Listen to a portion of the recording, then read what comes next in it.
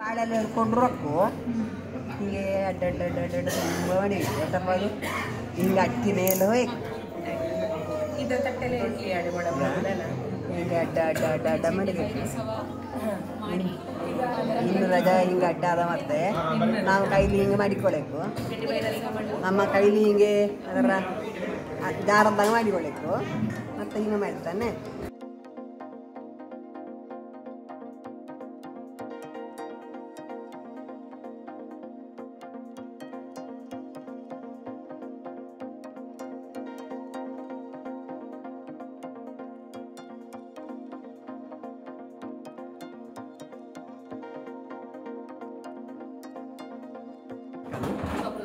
ನಾವು ಕೈಲಿ ಮಾತ್ರ ಜಾಗ್ರತೆ ಜಾರದ್ದಾಗೆ ಹಿಂಗೆ ಹಿಡ್ಕೊಬೇಕು.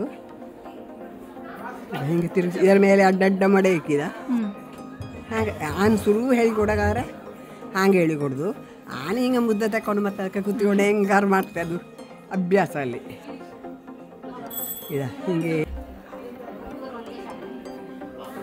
ಹಿಂಗಾಗಿ ಇಷ್ಟೇ ಇಪ್ಪರು ಕಲ್ತಾರೆ ಅನ್ನೋ ಖುಷಿ. ಇಲ್ಲಾಂದರೆ ಆನು ಅಪ್ಪ ಇದು ಹೌದು ಎಲ್ಲರಿಗೂ ಗೊತ್ತಿರ್ತಿಲ್ಲ ಅಲ್ಲ.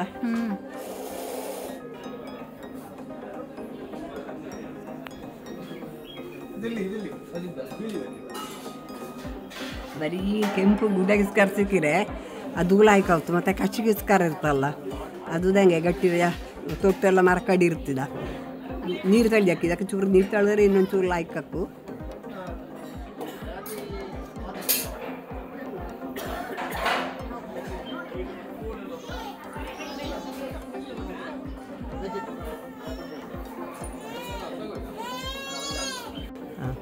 ನೂಲಿ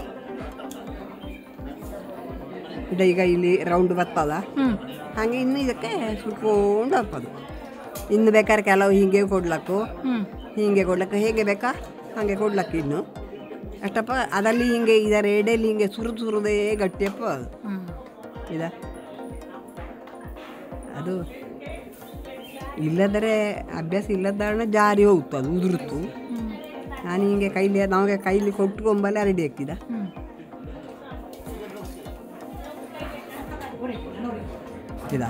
ಇದರ ಇನ್ನು ಹಿಂಗೆ ಜಾರಿಸಬೇಕು.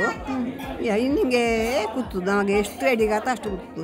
ಇದು ಬಾಡಿದಾರಣ ಬೇಕಾದಂಗೆ ಬತ್ತಿಲ್ಲ, ಬಾಡದರೆ ಬತ್ತಿತ್ತು